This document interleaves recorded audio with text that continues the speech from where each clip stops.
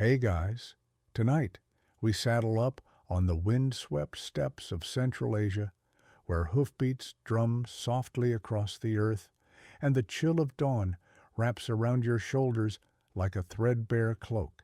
You're not just any traveler tonight, you're a courier in the service of the Mongol Empire, galloping across a vast, dust-brushed land that stretches farther than the eye can see in any direction. Above you, a thin ribbon of pale blue sky begins to stretch and yawn with the rising sun. The air smells faintly of horse-sweat frozen grass and the last ashes of last night's fire. Your cloak flaps gently as you lean forward in the saddle, urging your mount onward, not too fast, not yet. You've got hundreds of miles ahead, and your horse is only the first of many you'll ride today. It's quiet out here. Too quiet, you might think, if not for the gentle rhythm of your horse's hooves and the occasional whinny of a distant animal. You're alone, but not really. Somewhere beyond the curve of the horizon lies another man or woman like you, on another horse, carrying another message wrapped tightly in oiled cloth, tucked safely inside a leather pouch. You're part of something vast and mildly exhausting. You probably won't survive this, by the way. The wind, the wolves, the mountains, the bandits, the chronic lack of rest stops with hot soup. They're all lined up like mini-bosses along your route. But no worries, we'll take it slow tonight. So before you get comfortable, take a moment to like the video and subscribe, but only if you genuinely enjoy what I do here. And I'd love to know, where are you listening from and what time is it there? Now dim the lights, maybe turn on a fan for that soft background hum, and let's ease into tonight's journey together. Your first stop is still hours away, but that's the beauty of this job you ride, with the wind following a network called the YAM, the Mongol Empire's postal and intelligence highway. Think of it as the 13th century version of overnight delivery, minus the barcode scanners. You check the saddlebag to your left, then to your right. The messages are there sealed dry, still warm from your chest. One is bound for Karakorum, the Mongol capital. Another may end up halfway across the empire in a city whose name you can't pronounce. All of them matter. They might contain orders from a Khan military map's trade licenses or gossip passed off as diplomacy. You don't need to know, only that they must arrive intact. The cold sneaks in beneath your gloves. You rub your hands against your thighs to warm them and pull the scarf higher on your face. In this role, you're a bit like a one-person FedEx truck, but with worse brakes and fewer snacks. Your horse snorts as if to agree. The route isn't marked by signs or milestones. You navigate by memory stars and the way the wind tastes at dawn. Up ahead, the steppe ripples in frozen gold, speckled with the occasional lone tree that looks like it regrets staying here for the winter. In the distance, dark shapes, maybe wild ponies, maybe wolves, move low and slow along a ridge, but they keep their distance, for now. Historians still argue whether the YAM system was primarily a communication tool or a means of surveillance. Either way, it worked. Messages traveled faster across the Mongol Empire than they did in most parts of Europe for another 400 years. Riders like you changed horses every 25 to 40 kilometers, using relay stations built with uncanny efficiency, and sometimes staffed with entire families who lived off imperial subsidies. You try not to think too hard about your predecessor who vanished on this same route a few weeks ago. Rumor has it he lost the trail in a blizzard and was last seen riding in circles while arguing with his own horse. It happens. Your mount stumbles a little, just a rock, no harm, and you steady him with a pat and a quiet word. You've named him Bumble. He doesn't seem thrilled about it, but it's a long trip, and you need someone to talk to. Suddenly, a hawk cries overhead, its silhouette slicing across the brightening sky. You watch it coast on the thermals, effortless. You wish you could mail yourself as a bird. Even the fastest rider can't match a falcon's glide. The morning deepens, and you ride into a wide swath of open land, where frost still clings to the low grass. Your breath makes little ghosts in the air. You know you're getting close to your first relay station, not because you see it, but because you smell it. Smoke, maybe meat, maybe cabbage, definitely horse dung. All the essentials. As you crest a gentle hill, the station comes into view. A cluster of low buildings wrapped in a wooden palisade with smoke rising from one crooked chimney. A dog barks once, lazily, then flops back down beside a post. You smile under your scarf. Time to change horses, grab a warm drink, and check the next leg of your route. This is only the beginning. But here, under this vast sky, and the buzz of distance in your bones, you already feel like a ghost, floating across history, anonymous, swift, necessary. You swing off Bumble with a wince, your knees have stiffened. Your fingers are cold, and there's a definite ache in your lower back that makes you question every life decision that led to becoming a long-distance message mule for the largest contiguous empire the world has ever known. Bumble gives you a half-hearted nudge, clearly ready to be done with you. You whisper a thank you and hand him over to a stable boy who appears from behind a fence, his hat pulled down so low it nearly meets his eyebrows. Inside the relay station, it's not exactly cozy, but compared to the freezing steppe, it might as well be a 5-star inn. There's a smoky fire burning low in a clay stove. 2 older women are sitting at a table chopping roots. One of them pauses to glance at you, her gaze sharp as flint. You nod in greeting and stamp your feet on the packed dirt floor. A younger man, maybe 20, maybe 50. It's hard to tell out here. Pours something steaming into a wooden bowl and passes it to you with a nod. It smells earthy, faintly grassy, and vaguely medicinal. You take a careful sip. It's tea, sort of. Not the refined stuff you hear nobles drink in cities like Bukhara or Hangzhou, but a smoky brew made from wild herbs, goat milk, and a hint of something you hope isn't boiled hoof. This, oddly enough, is part of the Mongol strategy. The yam wasn't just about horses and speed, it was also about sustainability. Relay stations like this one weren't just pit stops, they were miniature hubs of the empire. Some raised livestock to support passing riders, others served as intelligence collection points. A few even doubled as emergency housing for traveling diplomats or merchants with the right paperwork and enough gifts for the station master. And in your case, they offer what might be the highlight of your entire journey, the tea break. Historians still argue whether Mongol postal riders were expected to observe specific tea rituals or if these pit stop sips were more of a drink this or freeze sort of affair. What's certain is that tea, particularly fermented brick tea, was deeply embedded in the rhythm of life. Not just a beverage, but a calorie-dense, warm thing that kept you going when the next relay was days away. As you cradle the bowl in your hands, warmth creeps back into your fingers.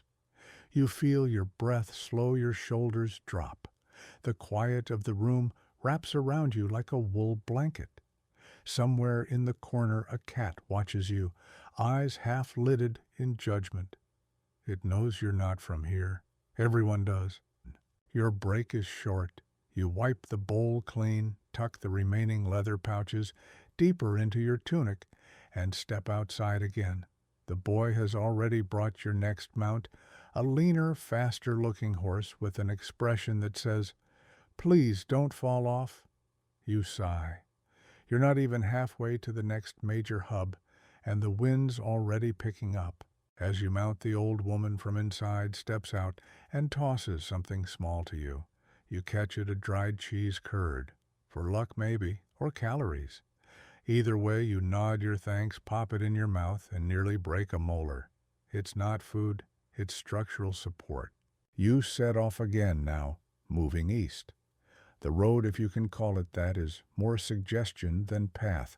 A series of notches in the horizon, animal tracks, and the half-remembered tales of riders who've gone before you. You trust your horse more than your memory. They say horses can smell other relay stations.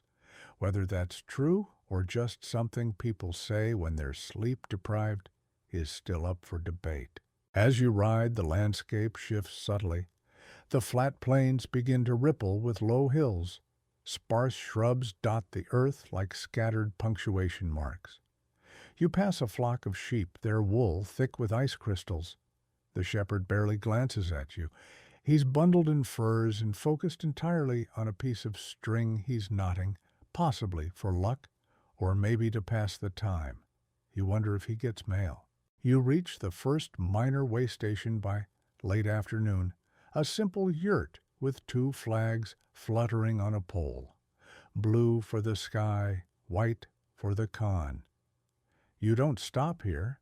You just exchange a nod with a seated elder who's sipping broth and watching the clouds like they owe him money. The pace is relentless. You don't linger. The yam depends on efficiency. There are quotas, unwritten, but strictly enforced by social expectation and the occasional disappearing courier. You're not trying to be a hero.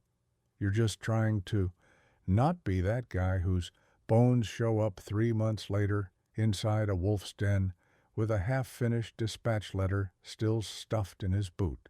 You think back to the stories you heard as a child, of Genghis Khan building the yam to keep his fingers on the pulse of the empire. Some said he could get messages from one end of Asia to the other in under 2 weeks. Was it true? Historians still argue the logistics, but what's clear is that the system rivaled anything the Roman roads offered, and it was far better caffeinated. By evening, your body is aching again. The terrain rises into jagged, wind-blown cliffs. You pass a row of prayer flags strung between trees faded by sun and wind. Someone placed a stone cairn nearby, a sign of travel, maybe even a grave. You whisper a quick word, not because you're religious, but because the wind out here feels like it listens. The light dims. Time to stop. Another relay station comes into view, nestled beside a frozen creek. This one is bigger. There's a low wall, a half-frozen trough for horses, and a pair of barking dogs who announce your arrival with exactly the enthusiasm you feel minimal. Inside, a man with a beard like a pine tree and arms like bread ovens offers you more tea. This batch is saltier. Maybe that's just your tears. You sit near the fire, finally letting yourself lean back. A child is humming in the corner, stringing beads. The wind howls softly against the walls. You feel your eyes begin to close, but only for a minute, because tomorrow there's another leg, another pouch, another horse. You wake before dawn to the creak of the yurt's leather flaps and the unmistakable smell of horse sweat and old tea. For a moment, you forget where you are. Then you remember the biting wind, the tea curd currently lodged in your molar, and the fact that you've still got at least 3 more stations before you're allowed a full night's rest. The station master, a squat man with eyebrows thick enough to braid hands. You a bundle of something wrapped in cloth. Inside dried meat, 2 more of those rock-hard cheese curds, and mercifully a strip of candied ginger. He nods. You nod back. Not much talking happens out here. Words waste heat. Outside, your new horse is waiting. This one's white with a freckled nose and the kind of long-suffering expression you normally associate with aging librarians. You name him Pepper mostly because your last Mount Arrow had bucked you into a ditch with no warning. The yam was designed for brutal efficiency. The Mongol Empire didn't build cobbled roads or signposts. Instead, they planted relay stations known as urteg, roughly every 25 to 30 miles across the steppes, deserts, and forests. These outposts functioned like high-speed pit stops, and while the Roman Empire might have had elegant mile markers and engraved pillars, the Mongols had something better: meat mounts and mildly judgmental tea breaks. As you ride, the sun rises behind you, casting long shadows across the steppe. The horizon is wide open and entirely indifferent to your existence. You shift in the saddle, feeling each bone in your lower spine voice a tiny protest. Your legs have begun to assume a permanent bow.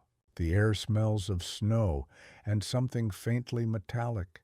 Off in the distance, you spot Movement 3 riders on the ridge too far to identify. Friends patrol bandits. You adjust your pace just slightly. The yam riders had a reputation. No one sensible messed with imperial messengers, but sensible is a fluid concept in the backcountry. You pass a wooden pole, sunk deep into the earth, its top carved into a snarling wolf's head, the totem of a local clan. Below it, tied bundles of hair and scraps of cloth flutter in the wind. Offerings, maybe, or warnings, hard to say. Your next relay station isn't much more than a hut with a fence, but the young woman running it greets you with a warm nod and something remarkable: actual tea leaves. She brews it in a metal kettle over coals, mixing in yak butter and salt. It's greasy, frothy, and oddly energizing. You sip. She watches. There's a brief exchange in broken trade language. You mention the riders on the ridge. She shrugs. Could be scouts, could be ghosts. Not her problem. You admire that attitude. The tea break once again works its sleepy magic. You sit, bones buzzing from hours in the saddle hands, wrapped around the steaming bowl. Outside, the wind whistles. Inside, the silence is so deep you can hear the snow falling off the roof. Historians still argue whether yam station keepers were paid regularly or simply worked under the implied threat of imperial wrath. Some records suggest exemptions from taxes. Others hint that the role was hereditary, passed down like an heirloom or a particularly stubborn cat. What's clear is that the system functioned, and functioned well. At its peak, the yam could move messages across 6,000 miles in mere weeks. That's from the Caspian Sea to the Sea of Japan, on horseback no less. No emails, no buzzers, just hooves whined and the occasional herbal tea. After a brief nap in the corner, you rise. There's still distance to cover, and no one wants to be the rider who shows up late to Karakoram. Word gets around, and word is the only currency that matters when you're hundreds of miles from home. You mount Pepper, who gives you a look of quiet despair, and head east once more. The snow has started in earnest, now light flakes that stick to your eyebrows and melt down the back of your neck. You pull your scarf higher. The terrain changes again now. Hills give way to forest, thick pines crowding the path. The trees feel closer here, as if they're listening. There's a hush to the place, broken only by the snort of your horse and the occasional creak of your saddle. You think about what might be in the dispatch you're carrying, orders gossip, a grocery list for a general's wife. You're not supposed to read it, of course, but curiosity rides with you like an extra saddlebag. There's a moment just before the next station when you lose the path. The snow has covered everything, and for a breathless minute, you realize you are utterly, completely alone. The sky above is iron gray. The trees whisper secrets you're not supposed to know. Then in the distance you hear it, the sharp clatter of hooves on stone. A bell chimes once, and just like that the next station appears tucked between trees like a forgotten memory. You made it, barely. Inside there's warmth again. A young boy offers you tea without speaking. You accept, grateful. The world slows. Your limbs stiff and sore begin to loosen. You take another sip. It tastes different this time. Hints of pine, maybe, or fermented cabbage. You're too tired to care. For now, the tea is enough. The next morning, you wake to the dull thump of hoofbeats outside and the slightly moldy smell of wool blankets. The fire has burned down to embers, and the boy who served you tea last night is already gone off fetching water or firewood, or perhaps simply avoiding another awkward silence with a travel-stained messenger who snores like a goat in distress. You stretch bones crackling like old parchment and step outside into air so crisp it might cut you. The station is quiet, nestled among trees, still weighed with last night's snow. Your horse Pepper snorts a plume of steam and looks at you with visible disappointment. You're not entirely sure he slept either. By now, you've learned that yam riders don't just deliver messages. They're also expected to notice things: troop movements, unrest, changing weather, broken roads, missing horses, unfamiliar faces. The Imperial network wasn't just about logistics, it was the eyes and ears of an empire. And if you happen to file a little side report along with your main dispatch, even better. Today's stretch takes you deeper into forested land where the road is no more than a suggestion. Pine needles crunch under hooves, and somewhere nearby a squirrel scolds you with the righteous fury of a tiny god. You smile at that. Not every encounter on the route is perilous. Some are just loud. As the trees thin, you approach a cluster of yurts, a small village, not a formal relay station, but part of the wider ecosystem that supported the yam. Here, you might trade news or ask for a spare horseshoe. The elders sit in a circle, sipping tea and pretending not to watch you approach. You dismount Bo politely and offer a twist of ginger root in greeting. One of the women, a wiry elder with a face like weathered leather, grins and beckons you closer. "Bad trail ahead," she says, holding up 4 fingers, 4 rivers, all high. You nod grateful. This is the kind of intel that saves your boots and occasionally your life. The Mongol Empire wasn't just about conquest, it was about networks. These communities strung across the land like pearls on a thread kept the whole thing running. They bred horses, offered shelter, passed messages. Think of them as the local servers in an empire-wide cloud network, only with more goats and less uptime.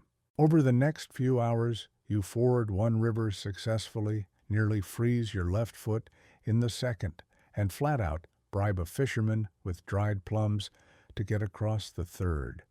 The fourth river is mercifully frozen. You skate your horse across it like a drunken ballerina, laughing in disbelief when you make it to the other side, still dry. Historians still argue whether these local villages were willingly involved in the yam or simply compelled. Some suggest voluntary tribute systems. Others point to imperial mandates disguised as polite requests. Either way, the cooperation was impressive. Few other empires could match this level of logistical symbiosis. Later in the day, you stop at an improvised rest point, a rocky outcrop with a lean-to made of bent saplings and old hides. It's not on any map, but there's a small fire pit and signs of recent use. You dismount, stretch, and set about boiling water for tea using a battered tin cup and some pine twigs. The result? Dubious, but warm, and that's enough.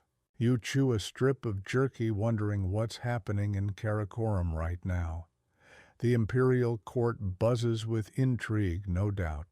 Gold-draped khans and bureaucrats bickering over trade routes. Poets composing odes to the emperor's eyebrows.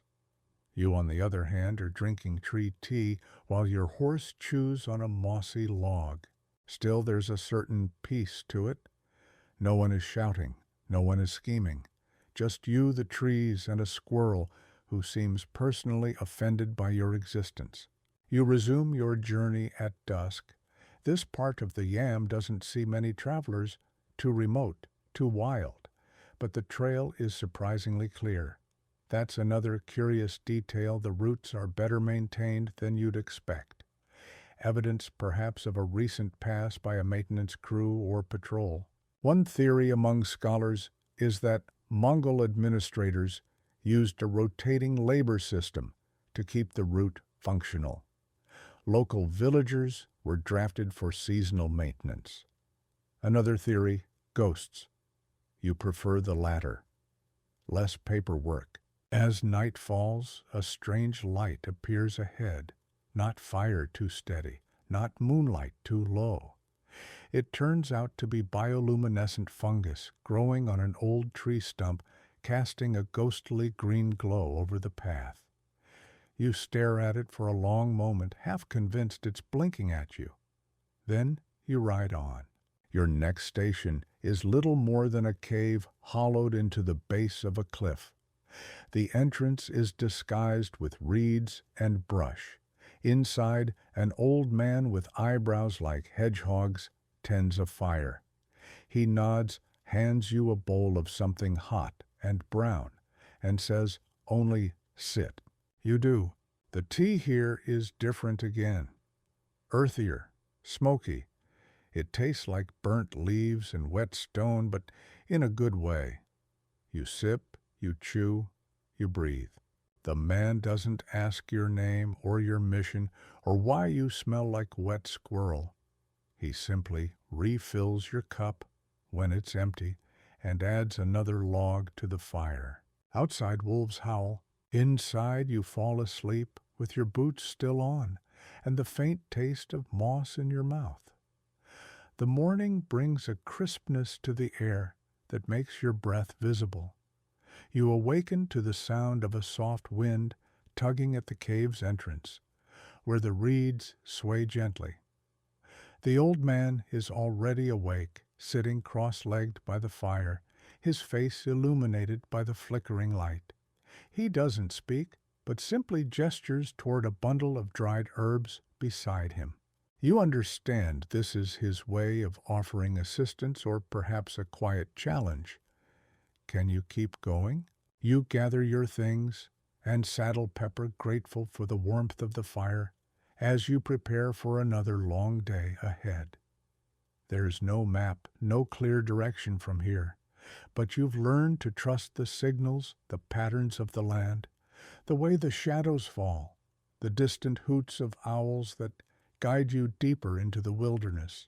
The path is now more treacherous, littered with rocks and loose stones that send your horse skittering at unexpected moments.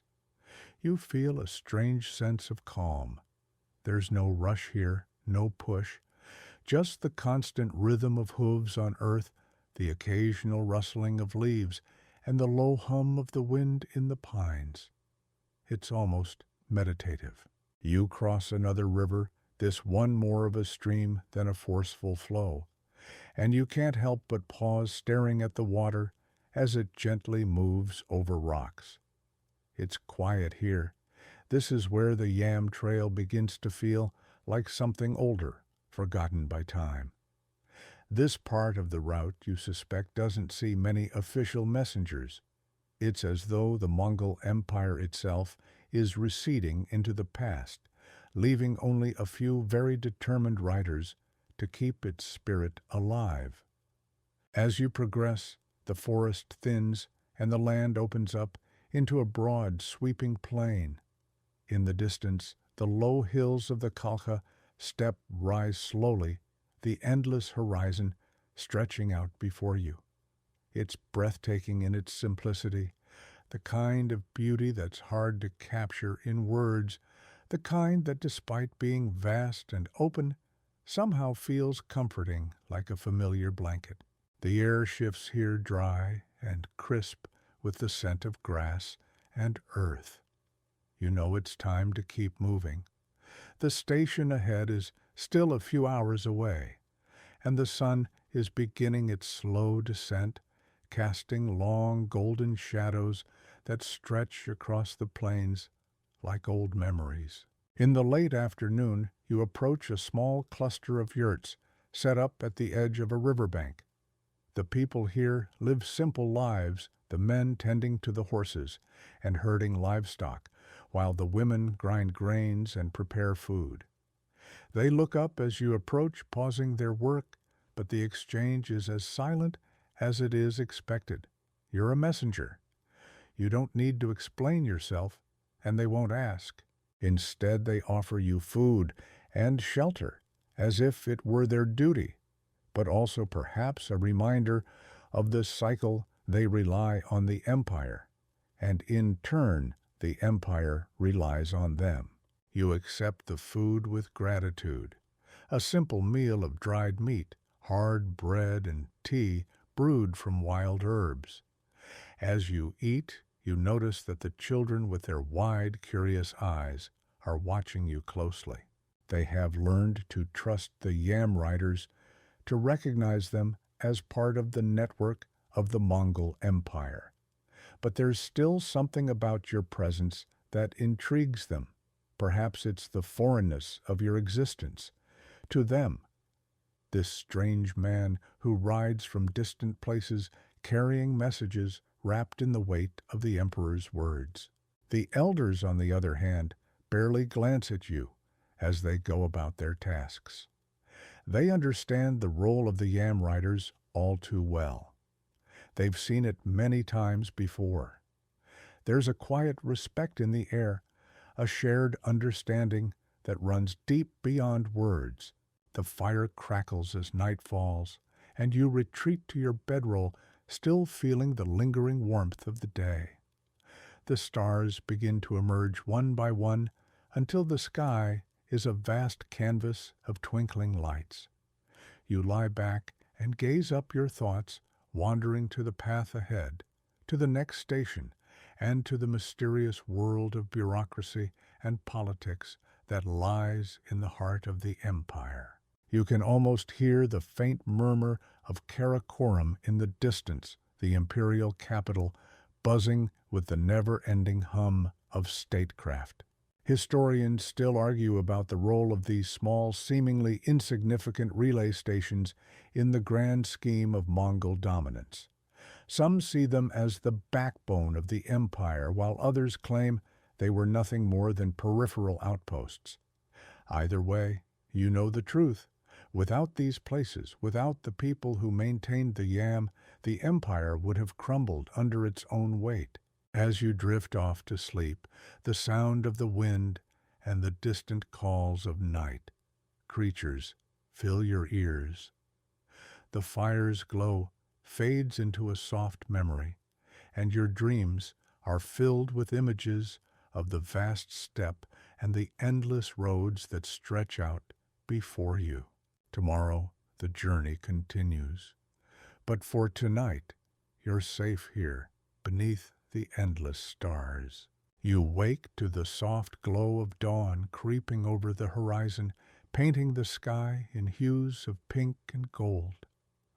The morning is cooler than the previous one, and the air has that crisp bite that hints at the high altitude you've been steadily climbing. The yurts are still the horses restless, and the village, though small, holds an air of quiet anticipation, almost as if everyone knows that today is another day in the grand system of the yam. After a simple breakfast of black tea and bread, you saddle Pepper and prepare to continue your journey.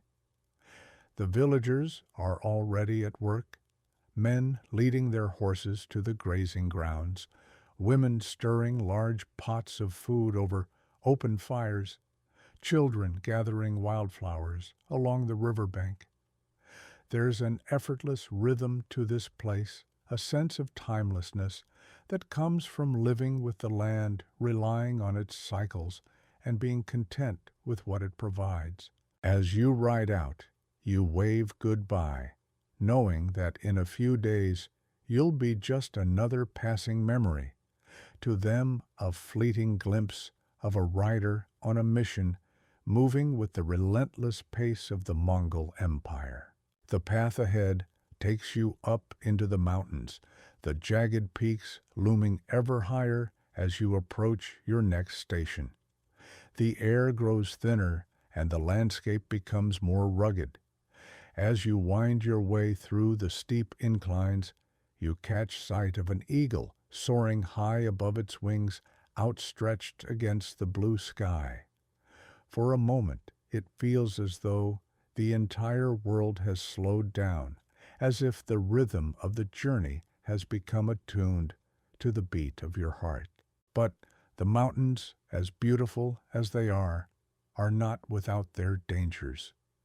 The path is narrow, carved into the side of the mountain, with only the thinnest of ledges to guide you.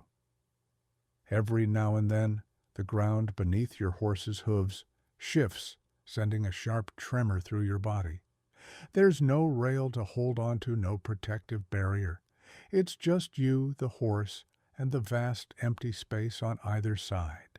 You steady yourself, focusing on each careful step, knowing that your destination lies just beyond the ridge. You've heard stories from other yam riders about the perilous mountain crossings, how the pass has claimed the lives of those who were too careless, too quick to rush. But there's no turning back now. You press on. By the time you reach the summit, the sun is high in the sky, and the temperature has begun to warm. The mountain pass opens up into a broad valley with the faint outlines of yurts dotting the landscape. Ahead, the familiar sight of the next relay station comes into view, a small outpost nestled at the foot of a mountain range. This one is different, though larger, more organized, as if it were a central hub for the area. The roads here are well maintained, and the horsemen appear to be more numerous, more efficient.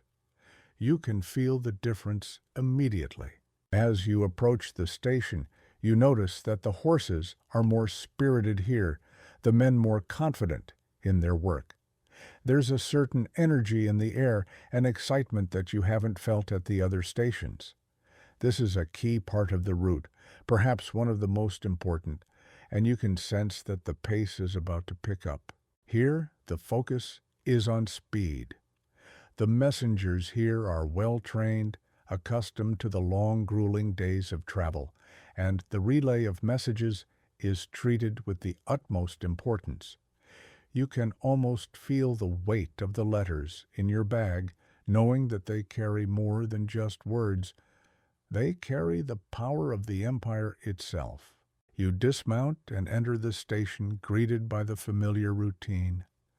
The riders here move like clockwork, passing along the letters with practiced hands, horses ready to be saddled and sent off again. It's all done with an efficiency that is almost hypnotic, the way the letters are sealed, the way the horses are prepared, the way the riders mount with a sense of purpose. You're given a brief respite here, a meal of dried meat and flatbread, and you take a moment to rest. The station master, a grizzled old man with a sharp eye, doesn't say much, but his gaze tells you everything you need to know. This is a man who understands the gravity of the task at hand. His life is tied to the yam, as are the lives of everyone who works here. The Mongol Empire depends on these moments of connection, on the reliable, unwavering communication that flows from one station to the next. As you eat, you can't help but wonder about the men and women who make this all possible. The ones who maintain the roads, the ones who build the stations, the ones who make sure that everything runs smoothly. They are the unseen heroes of the empire, the ones whose work is vital to its continued existence. Without them, the great Mongol postal network would fall apart and the empire would crumble under the weight of its own ambition. You finish your meal and prepare to continue, but as you mount Pepper, you take a moment to look around. There's a quiet pride in the faces of the riders here, a sense of accomplishment that comes from knowing they are part of something much larger than themselves. The yam is more than just a postal route. It's the lifeblood of the Mongol Empire, the thread that holds everything together. With a final glance at the station, you turn your horse and head back toward the mountains. The road ahead is long, but you are no stranger to it. The journey continues, and with each step, you are becoming more and more a part of the vast interconnected world that is the Mongol Empire. The air has grown even colder as you descend into the next valley, the mountain range now behind you, the sharp peaks fading into the horizon. You can see the distant outline of a river ahead, its winding path cutting through the landscape like a silver thread. It's a welcome sight, for the journey has been long, and the constant ascent has drained much of your energy. As you guide Pepper down the rocky slopes, the thought of reaching the next station feels like a small victory. But as you approach the river, you notice something unusual. A group of riders gathered near the water, their horses tethered to nearby trees. They seem to be waiting for something, and as you draw closer, you realize they are part of a larger convoy, a gathering of different messenger groups who seem to be pausing for the same reason, a break. A familiar scene unfolds as you come to a stop near them. The riders exchange brief nods, some greeting you with quiet smiles, others lost in thought, gazing out at the river.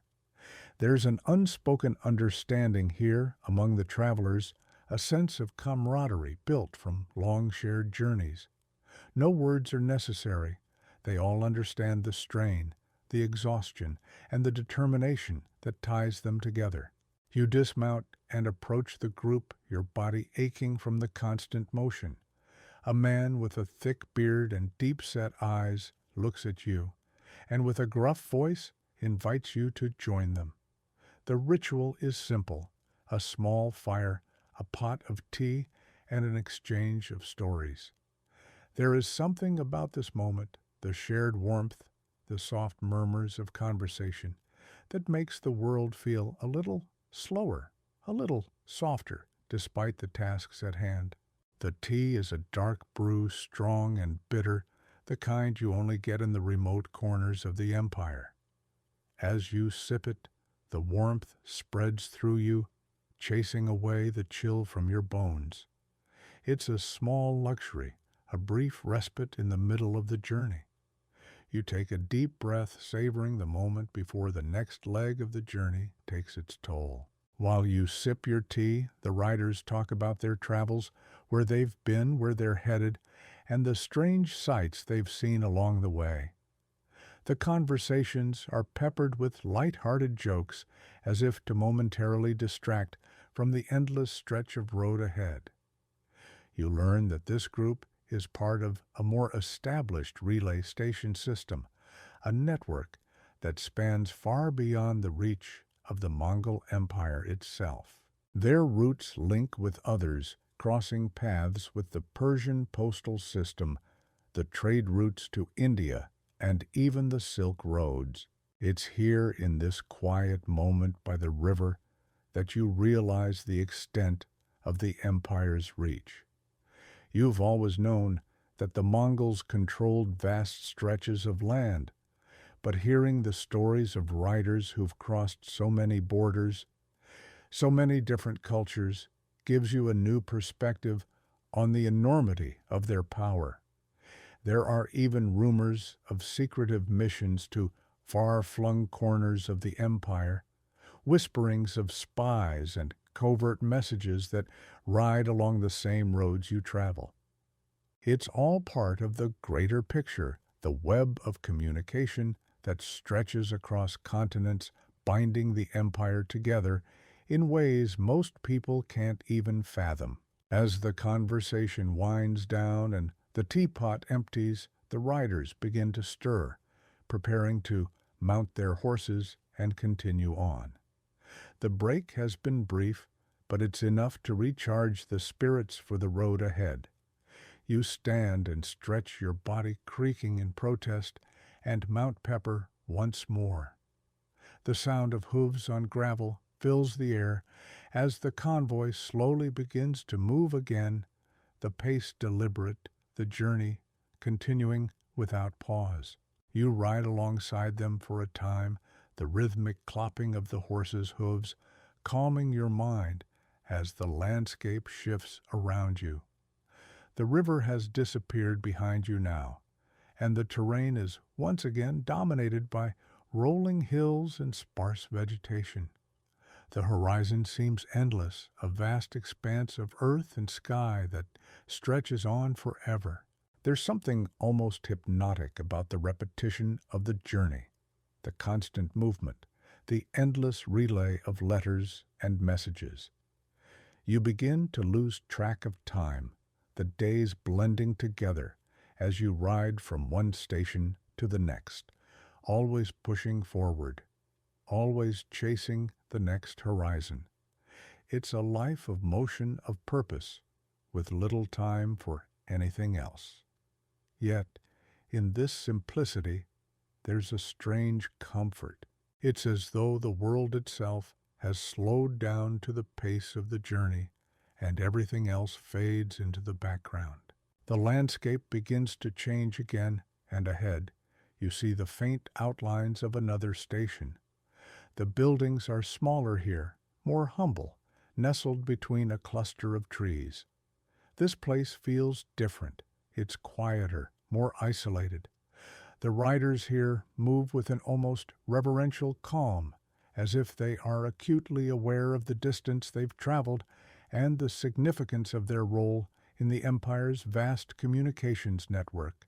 You make your way to the station, feeling a deep sense of connection to these people who, like you, have devoted their lives to this service.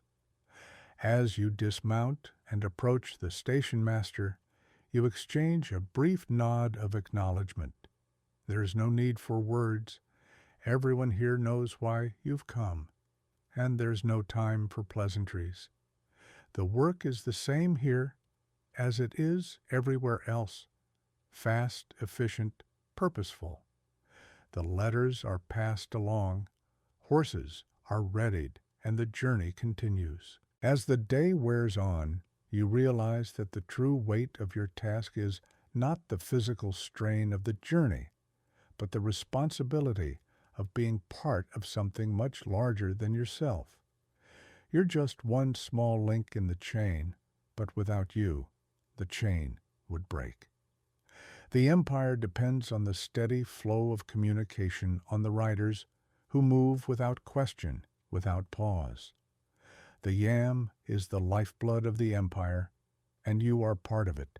The sun is starting to dip below the horizon, now casting a soft golden hue over the landscape. You can see the last rays of the day flicker against the clouds as they gather in the distance, heralding the arrival of night. The air cools, and the soft rustle of the wind through the trees around you adds to the gentle rhythm of the ride. The other riders have fallen into a quiet, almost meditative state, each of them lost in their own thoughts, focused solely on the road ahead. You've grown used to the solitude that accompanies these journeys.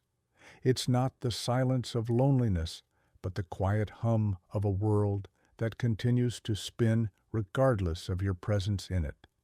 This, too, is part of the life of a courier, moving through vast stretches of land, often alone, often in the dark, but always with a sense of purpose, always with a connection to something greater.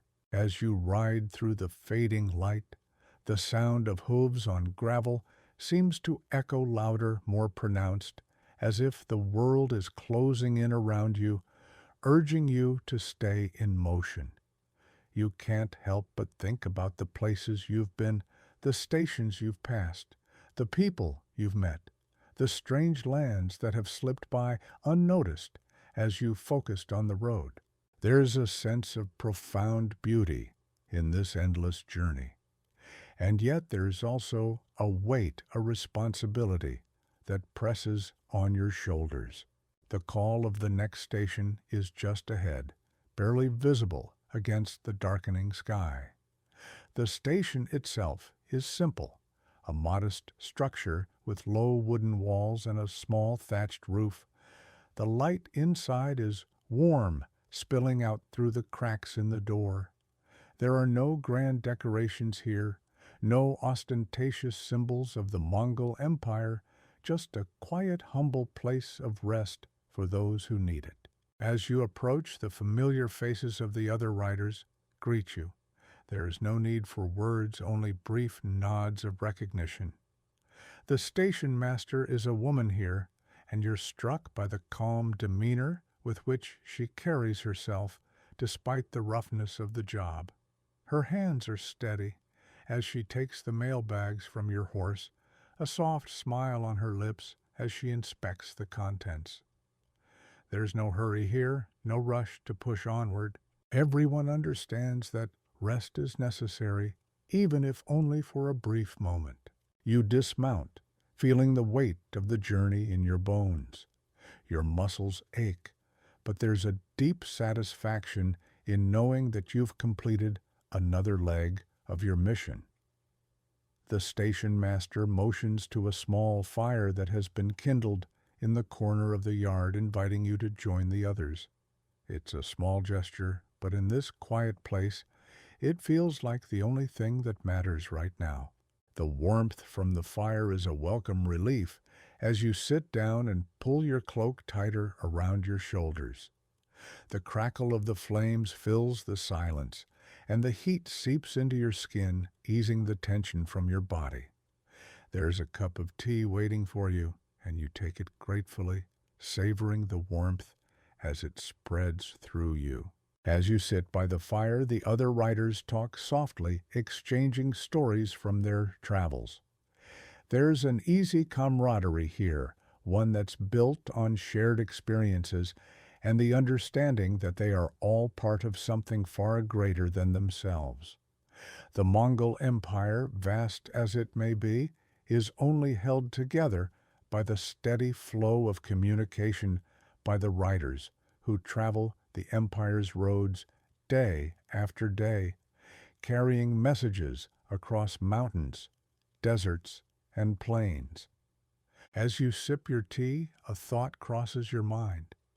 The journey you've taken, the distances you've crossed, all seem to fade into a blur when you sit here in this quiet moment.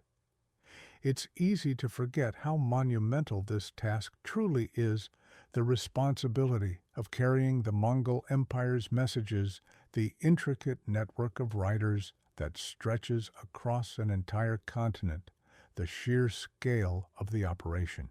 And yet, as the fire flickers and the wind rustles through the trees, it all seems to slow down to become something small, something human.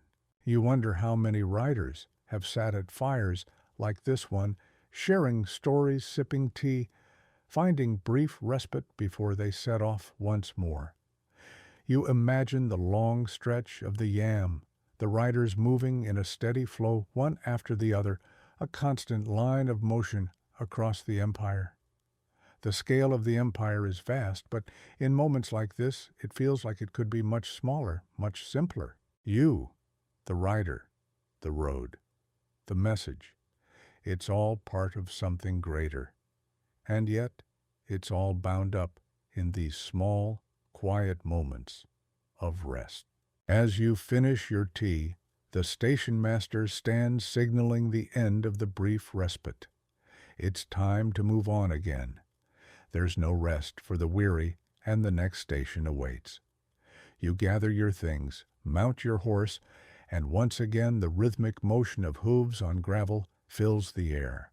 The night has fully descended now, the stars visible above you in a clear black sky. The world feels vast and empty, and yet somehow comforting. The light from the fire flickers behind you, and as you ride into the night, you know that you are part of something greater, part of a network that holds the empire together, one message at a time.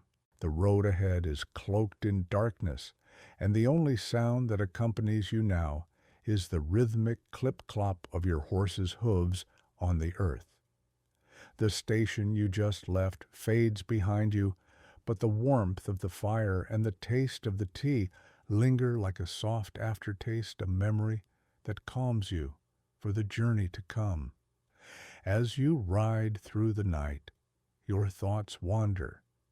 What awaits at the next station? How far is it? Despite the long stretches of isolation, there's a strange comfort in knowing that there is always another rider just ahead or just behind. The roads, though vast, are lined with the same familiar markers, the rugged mountains to the left, the winding rivers on the right, the occasional solitary tree that seems to appear out of nowhere. These landmarks are constant, guiding you like unseen hands, ensuring you stay on course. The Mongol postal system is built on this sense of certainty, and even now in the quiet of the night, you can't help but appreciate its brilliance. The empire may stretch from the edges of the known world to places no one had ever imagined, but the yam, this intricate web of postal stations, keeps it connected one rider at a time. You pass through a dense patch of forest, the air thick with the smell of pine and damp earth. It's cool here, the trees blocking out much of the warmth of the day, leaving a chill in the air. You pull your cloak tighter around you, thankful for the warmth the horse offers beneath you. As you travel deeper into the woods, the night seems to press in around you, muffling the sounds of the world. There's only the sound of your horse breathing steadily beneath you and the occasional snap of a twig underfoot. It's in this silence that the full weight of your task seems to settle on your shoulders once more. You're not just delivering messages, you're a lifeline. The letters you carry could change the course of history, affect the lives of emperors, generals, and entire nations. With each station you pass, you get closer to your destination, but you also grow further from the world you know. Out here in the middle of nowhere, you are part of something that few people understand, something that few will ever appreciate. The invisible network that binds the Mongol Empire together. As your thoughts drift, you come across another marker, a stone pillar weathered by years of exposure to the elements. These markers are placed at regular intervals along the road, each one a sign that you are moving in the right direction, each one a reminder of the empire's vastness. You've passed many of these markers by now, but each one feels like a small victory, a checkpoint on the long, endless journey. You stop for a moment, your hand resting lightly on the pillar. In the fading moonlight, it almost seems to shimmer, the pale stone glowing softly in the night. You can't help but wonder how many riders before you have passed this same pillar their hands resting against it in the same way, wondering the same thing. The road ahead is long, but there's something comforting about these small symbols, these markers of progress. Each one is a reminder that you are not alone on this journey, that you are part of a system that stretches far beyond what you can see. Even in the depths of the night, in the stillness of the forest, you are not truly isolated. You are part of something much larger than yourself. You mount your horse, again the sound of the hooves on the road filling the silence. The air has grown colder, the night stretching endlessly before you, and yet there's a sense of calm. You know the road will continue, the stations will appear, and the riders will keep moving one after another, like clockwork. You are a cog in that machine, moving across the land with purpose, carrying the messages that keep the Mongol Empire alive. As you ride, you realize how little the world outside this road matters. The mountains, the rivers, the forests, they're all part of the same vast, unchanging landscape. What matters is the task at hand, the purpose that drives you forward, the knowledge that you're part of something greater. You're not just a courier, you're a part of the living pulse of the empire, a messenger, a bridge between worlds. The road twists again, and the trees start to thin, giving way to a wide, open plain. The wind picks up here, sweeping across the land with a quiet, persistent force. It's as if the earth itself is urging you onward, pushing you toward the next station, the next part of your journey. The open space stretches out before you, vast and unyielding, a reminder of how small and insignificant you are in the grand scheme of things. And yet in that vastness there is peace. There is a quiet understanding that this journey, though long and arduous, is yours. It is yours to complete step by step, station by station, message by message. As the wind rushes past your ears, you feel the weight of that responsibility, and you carry it willingly, knowing that without you, without the other riders, the empire would crumble. For now, though, the only thing that matters is the road ahead, the steady rhythm of your horse's hooves, and the soft whisper of the wind. The night is long, but you are not afraid. You have your purpose, and with each passing mile, you are one step closer to fulfilling it. As the hours stretch on the landscape, slowly shifts the early morning light, beginning to peek over the horizon. The stars fade one by one, as if the night itself is retreating, giving way to the soft light of the dawn. The chill of the night still clings to the air, but there's a promise of warmth in the sunlight, a sense that the long hours of travel are finally nearing an end. You reach another station, and this one seems different. The architecture is slightly grander, the buildings made of sturdy stone rather than the usual wood. This is a major checkpoint, a place where not just riders but merchants and travelers alike can rest and resupply. The bustle here is different, a sharp contrast to the quiet solitude of the road. At the station, riders dismount, stretching their tired limbs and exchanging weary greetings. You join the others, and for a moment you forget the long journey. There is laughter here, a shared camaraderie that transcends language. You are all part of the same system, and for just a few minutes you can let the weight of your task slip away. One of the riders approaches a familiar face. He's been part of the route for years, a veteran of the postal system. He gestures toward the small cooking fire where a pot of tea bubbles. It's a small moment of luxury, but in this world of dirt roads and endless travel, it feels like an oasis.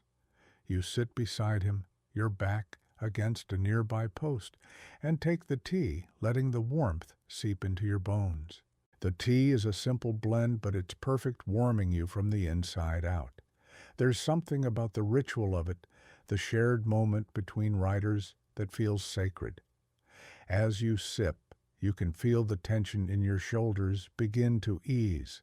This is the moment when the hard work feels worth it, when the isolation of the road falls away, if only for a few minutes.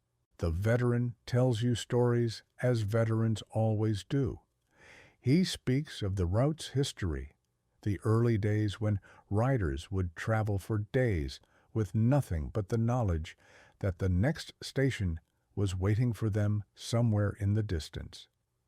He talks about the challenges of navigating the terrain, the fierce storms that can whip through the mountains, and the unpredictable weather that can turn a simple journey into a struggle for survival.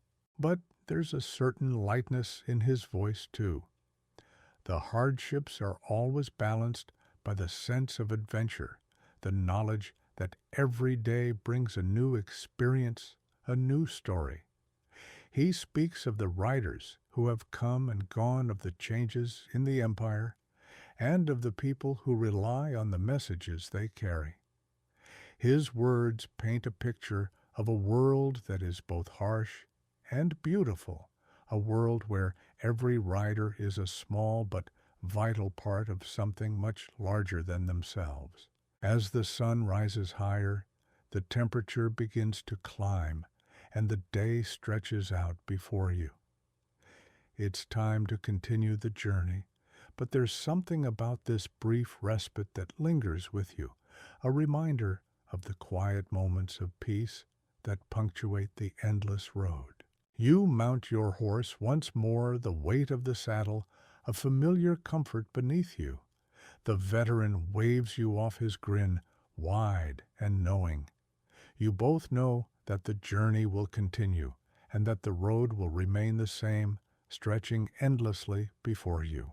As you ride away, the station fades behind you, but the memory of the tea break stays with you.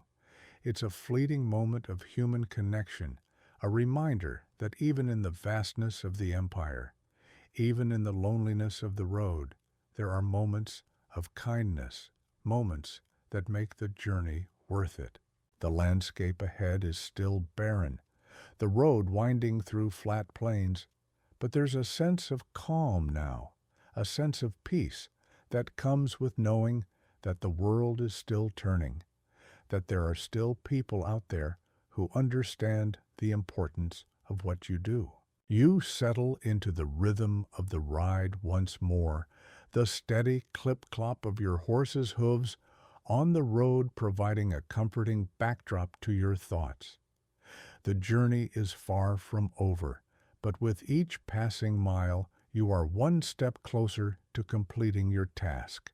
And so you ride on the road stretching ahead, the wind in your hair, the sun rising higher in the sky. It's a simple life, a quiet life, but it's a life that matters, a life that connects the corners of the world. For a brief moment, you feel like part of something larger than yourself, an essential thread in the fabric of the Mongol Empire, carrying messages that will echo through time. As the day wears on, the sun hangs high in the sky, beating down with a steady warmth that soon transforms into the dry heat of afternoon. The road stretches before you, a narrow line that seems to disappear into the horizon. The land here is harsh, unforgiving, with only the occasional cluster of trees to offer any shade. The air is thick with dust, a constant companion, as you ride the dry earth kicking up behind you with each step your horse takes. But there is a rhythm to this journey now, an ease that comes with the passage of time. The endless miles, the loneliness of the road, these things no longer feel quite as overwhelming. You are part of the landscape now, just another traveler on a long, unbroken path that stretches far beyond what the eye can see. There is a certain peace in this isolation, a quiet calm that settles over you like a blanket. As you travel further into the heart of the Mongol Empire, the signs of human habitation become more frequent. Small villages dot the landscape, their mud brick homes clustered together in the distance, like a mirage on the horizon. The stations, once few and far between, are becoming more regular now, each one offering a brief respite from the heat and the dust. At one such station, you are greeted by the familiar sight of riders dismounting their horses, tired but sturdy, their faces dusted with the remnants of their journey. They greet you with a nod, and you feel a sense of camaraderie that comes with shared experience. These riders, too, are part of the network, each of them carrying a message, each of them traveling with purpose. They are all threads in the same vast tapestry, just as you are. The station here is small, but well equipped, a shelter from the heat and a place to rest. The smell of food wafts through the air, and you realize just how hungry you are.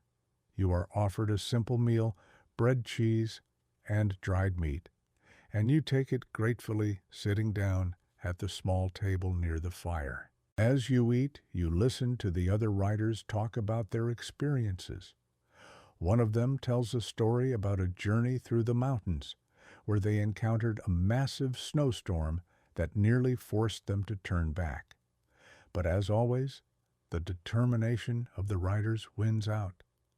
They pushed through, finding their way, despite the obstacles, their sense of duty driving them forward. It's these stories that make the journey feel worthwhile, these shared experiences that remind you why you continue on. Despite the discomforts, the weariness, and the endless miles, there is a deep sense of fulfillment in this work. You are not just carrying messages, you are carrying the lifeblood of the empire, the connections that bind the far-flung corners of the Mongol world together. After the meal, the rest feels fleeting, but it's enough to recharge your spirit. The day is far from over, and there is still much road ahead, but you feel renewed, ready to face whatever challenges come next. You saddle your horse once more, the familiar weight settling on your back, and take a deep breath of the dry air. As you ride out of the station, you notice that the landscape has changed again. The plains are giving way to gentle hills, the terrain shifting beneath your hooves. You are entering a different world now, one that feels more familiar, more settled. The contrast between the desolation of the open plains and the relative civilization of these villages is striking, and it reminds you just how vast the Mongol Empire truly is. The journey is far from over, but you feel a quiet sense of satisfaction as you continue along the road. There are many more miles ahead, but with each step, you are bringing the empire closer together, one message at a time. The sun begins to dip lower in the sky, casting long shadows across the land, and you know that another day on the road is coming to a close. You can already feel the coolness of the evening creeping in a welcome relief after the heat of the day. You have come far today, and though the road stretches ahead, you know that the end is not so far off. Soon you will reach the next station, and then the next, and the cycle will repeat. But for now, you are content. The steady rhythm of the ride, the warmth of the sun, the promise of rest, these things are enough. And so you ride on the road, unwinding before you, the wind at your back, and the knowledge that each step brings you one step closer to your destination. The sun has dipped below the horizon now, and the coolness of evening has settled over the land, like a blanket wrapping you in a calm embrace. The sounds of the world around you have softened the gentle rustling of the wind through the trees, the distant calls of animals settling in for the night. The constant hum of the day's labor has quieted, leaving only the faintest echo of the journey behind. Tonight, you find yourself approaching a familiar station nestled at the foot of a gentle hill, a small river flowing nearby. The river, with its winding path and reflective surface, has become a comforting constant on this journey. It's a landmark of sorts, a reminder that the world moves forward, that there are always places to rest, to regroup, to prepare for the next day. The station is quiet when you arrive, the workers already finishing up their tasks for the day.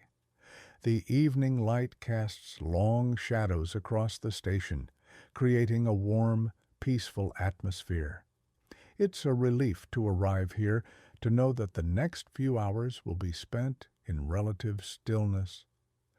The station is a place of calm where riders like you can rest, replenish, and share stories about the road.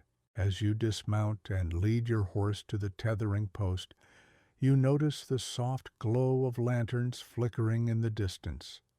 The light dances across the water, casting ripples of gold on the surface, and for a moment you allow yourself to pause and take it all in, the quiet beauty of the landscape, the soft gurgling of the river, the distant hum of the station.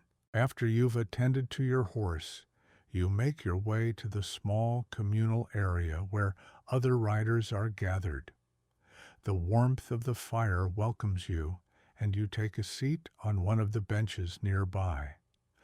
It's here around the fire that you find a sense of camaraderie, a sense of belonging amidst the isolation of the road. The riders exchange stories, talk about the challenges of the day, and joke about the strange sights and sounds they've encountered along the way. One rider tells a story about the peculiar customs of the people who live near the river. They say that the water here holds special powers. He says his voice low and full of mystery. Some believe it can cure sickness. Others say it brings good fortune. The others laugh, but there's something in the way the story is told that makes you pause. Could it be true? Could the river really have some hidden power, some force that makes it different from all the others? As the night grows darker, the fire crackles and pops the warmth of the flames, mixing with the coolness of the evening air.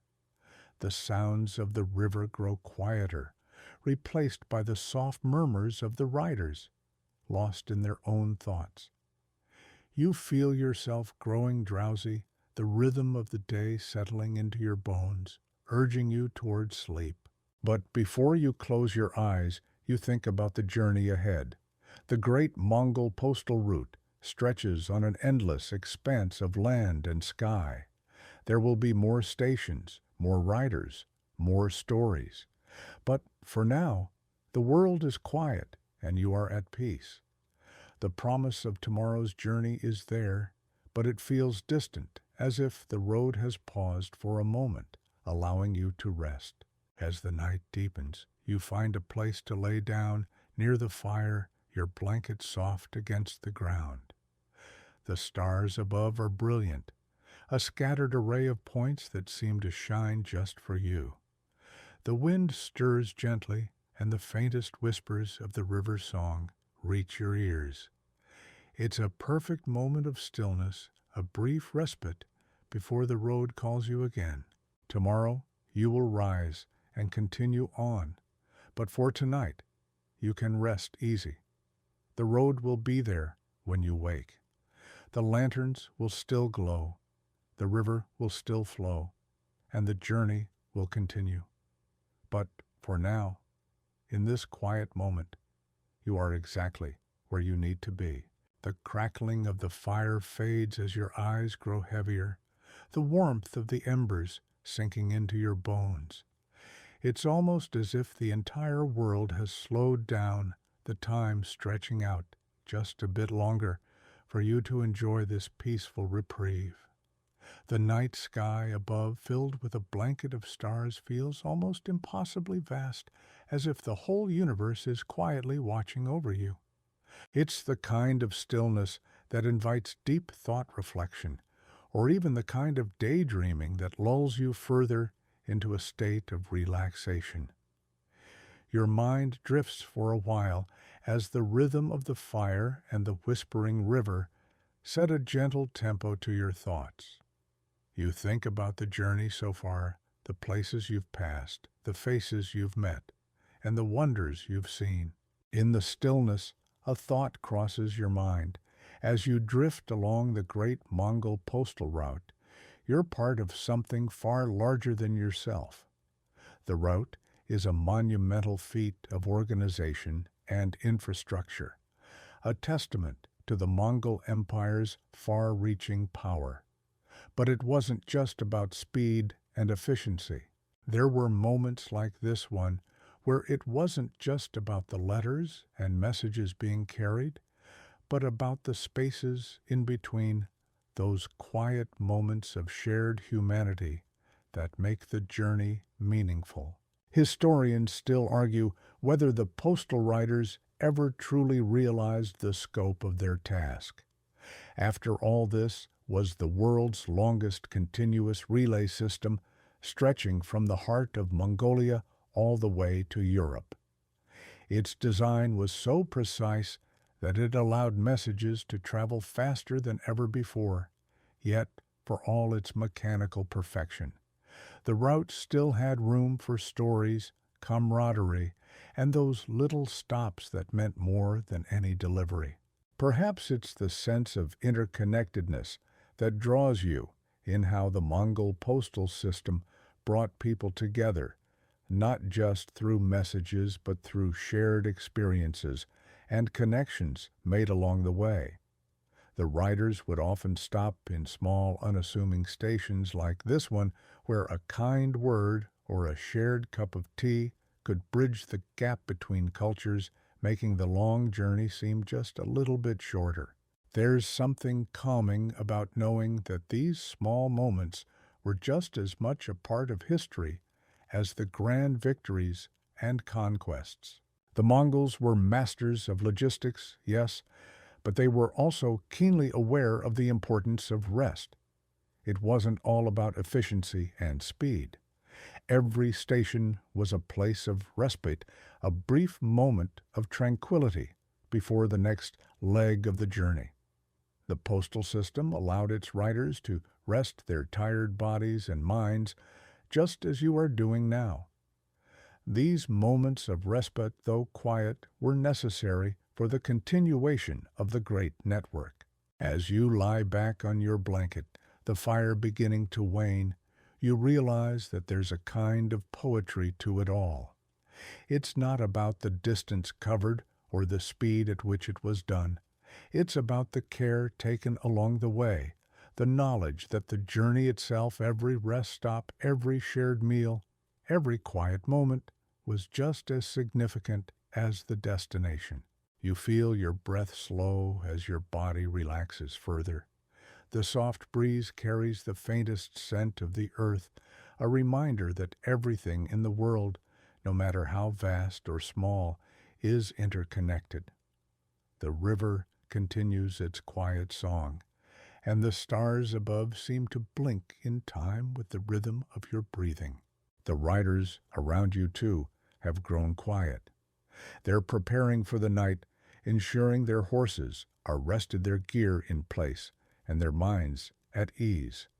They understand the importance of rest just as you do. Tomorrow, the journey will continue. New challenges, new stories, new faces.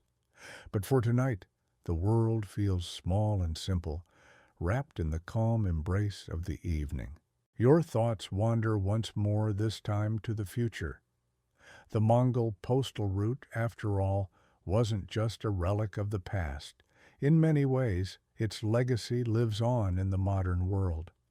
We've exchanged the speed of horseback for the speed of the internet, but the fundamental desire to connect, to communicate, remains unchanged. The journey may have evolved, but the core of it, the need to reach out to others, to share knowledge, to tell stories, hasn't. With that thought, you feel a gentle sense of peace settle over you. The kind of peace that comes from knowing that your place in this vast world is part of something bigger than you can fully comprehend. And in that quiet thought, you allow yourself to relax even more, your muscles unwinding, your mind gently drifting. The day's journey is over. You close your eyes, letting the softness of the night, the flickering of the fire, and the whisper of the river lull you into a deep, contented sleep. Tomorrow, the road will call you again, but for now, it's enough to rest here in this moment. The morning comes with a gentle breath of wind, cool and fresh, as if the night has been waiting for you to awaken before it releases its final sigh. The sky is still heavy with the faintest shades of pink and purple, the sun yet to climb high enough to warm the earth. The air smells of damp earth, the kind of scent that brings with it promises of a new day. You stretch slowly, your muscles still heavy from the quiet rest of the night. There's something about waking up in a place like this, where the only sounds are the whispers of nature around you, that makes the day feel like it's yours to shape one moment at a time. The Mongol postal riders, too, are stirring, though they don't rush. They understand the value of a slow start, the importance of gathering one's energy before the journey resumes. As the riders prepare for the day ahead, you notice something subtle, but no less important. The horses are being carefully saddled, their coats brushed, their water bowls filled. There's no frantic energy, no hurry to move forward. Everything is done with an air of deliberate calm, as if the riders know that the journey will take care of itself if they simply attend to the small things. In a way, it's the same with your own journey. You've been moving forward maybe without thinking too much about the steps along the way. But in moments like this, you realize that it's the pauses, the little moments of stillness that allow you to gather the strength to continue. Historians still debate whether the Mongol postal riders fully appreciated the power of the rest stops, whether they understood that each moment of respite was as vital as the miles they covered. But one thing is certain: without these moments of care, the network would not have functioned as it did. The journey across the Mongol postal route was a feat of incredible organization. The relay stations were spaced evenly, allowing for consistent rest and refreshment for both rider and horse. The stations themselves were often built in places where water was plentiful and food could be found, sometimes even tea houses where riders could rest, exchange news and share stories before continuing their mission. Tea, an essential part of Mongol life, was just as much a part of the route as the letters and messages it carried. You might find it hard to imagine, but tea played an important role in keeping the riders sharp and alert. The strong, bitter brew was believed to fortify the body, providing a moment of calm before the chaos of the journey continued. It wasn't just about staying awake, it was about maintaining balance in the face of what could be long, grueling days. Some historians believe that the act of drinking tea in these remote outposts provided the riders with a sense of connection to the larger world, a momentary escape from the isolation they often faced. As you take in the scene before you, the quiet preparations of the riders, the rustling of saddlebags, the sounds of hooves shifting on the ground, you realize that the Mongol postal route wasn't just a means of transportation. It was a lifeline. It connected cultures, people, and empires in ways that were previously unimaginable. And the riders, with their small rituals and quiet moments, were as much a part of that legacy as the message they carried. You follow the riders as they mount their horses, setting off on the next leg of their journey. There's a rhythm to it now, something that you can feel in your bones. The day is beginning, and with it, the road ahead seems endless, stretching out before you, a path carved through history, ready to be explored. The sun slowly climbs higher, casting long shadows across the land as you make your way forward. As you ride along the ancient route, you think about the legacy of the postal system. It was a system built on trust, on the belief that communication could bridge gaps between vast empires, that even the most far-flung corners of the world could be connected through simple messages, shared knowledge, and stories passed from one rider to the next. It wasn't just a system of transportation. It was a testament to the Mongols' understanding of the human need to reach out, to connect, to make sense of the world around them. The postal riders weren't simply carrying messages, they were carrying the hopes, dreams, and ambitions of entire cultures. In many ways, they were the conduits of the empire's power, the invisible threads that held it all together. And as you continue your ride, you realize that you too are a part of this long journey. The road ahead is still unknown, but it feels just a little less daunting knowing that the path has been paved by those who came before you. You ride with a sense of purpose, feeling the rhythm of the journey beneath you, the steady beat of the road as the day unfolds around you.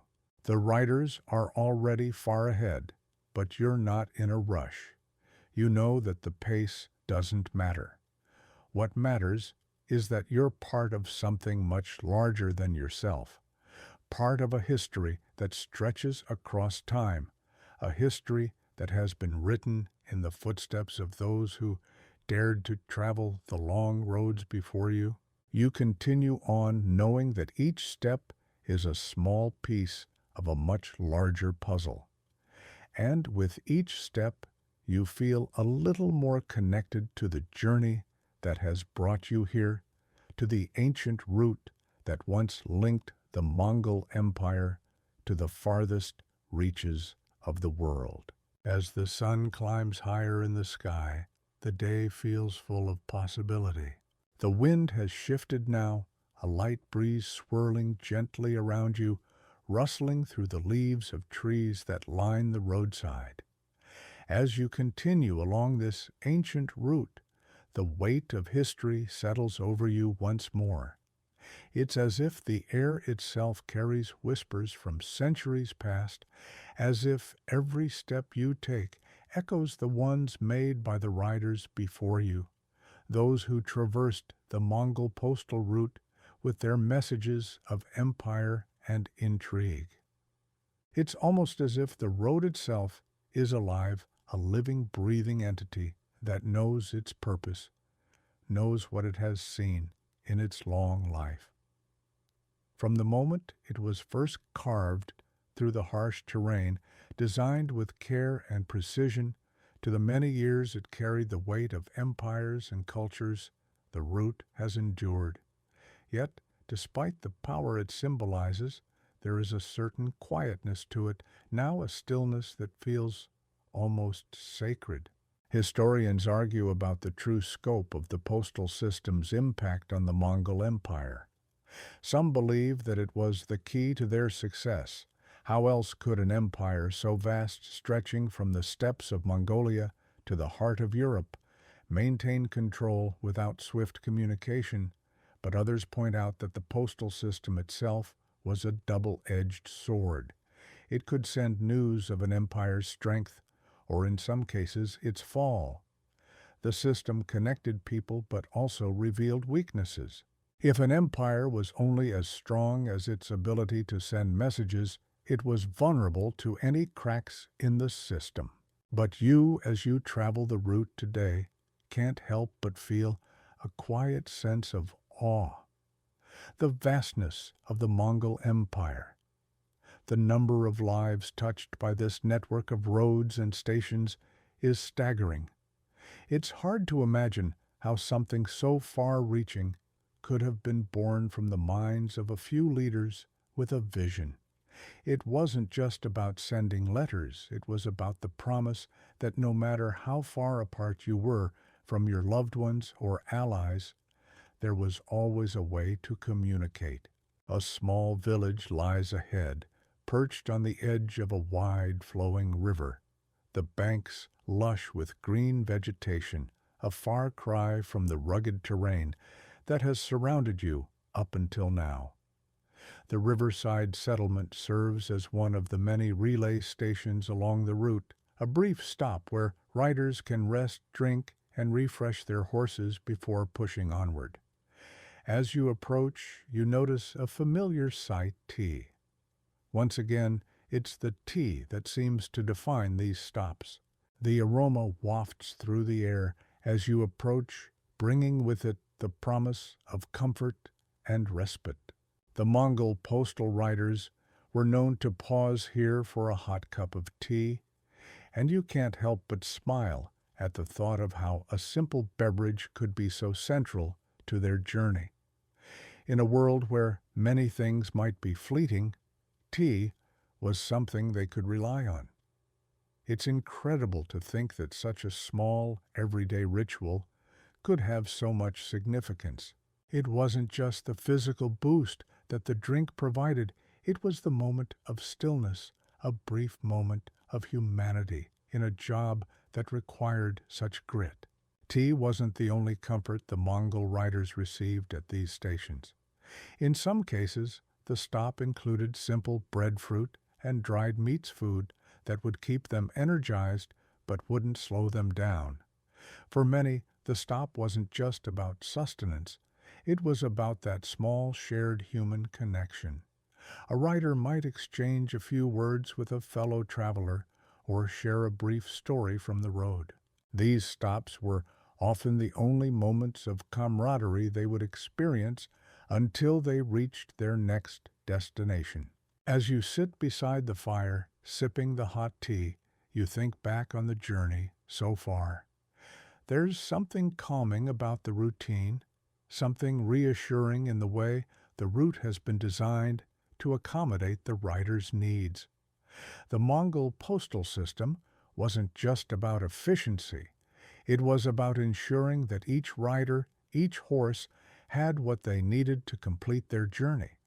It was about creating an ecosystem that allowed communication to thrive even in the most remote corners of the empire. As the sun dips lower in the sky, casting long shadows over the water, you feel the weight of the journey beginning to lift. The sounds of the river are soft, rhythmic, a lullaby of nature that seems to whisper, "It's okay to slow down." And so for a moment, you do. You let the sounds of the world around you wash over you, the water flowing, the wind rustling the trees, the soft hum of the fire crackling beside you. There is no need to rush. The journey will continue when the time is right.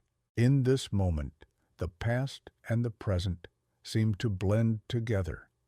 The riders who passed through this station long ago were no different from you, now seeking rest, seeking the comfort of a warm drink and the promise of the road ahead. You are part of a long, continuous thread that stretches back through the centuries, a reminder that the past never truly disappears. It lingers in the air, in the land, and in the stories we tell. As the fire begins to die down, you stand ready to continue the journey. There's no urgency now. The world is quiet, the night is falling, and the road will be there tomorrow. You're not just traveling through history, you are in some small way a part of it. And so with the last sip of tea warming you, you gather your things and prepare to set out once again. The Mongol postal route stretches out before you, as long and endless as the story itself. The night air is cool against your skin, and as you ride through the quiet, the world feels strangely peaceful. There is no hurry, there's only the journey and the stories waiting to be told.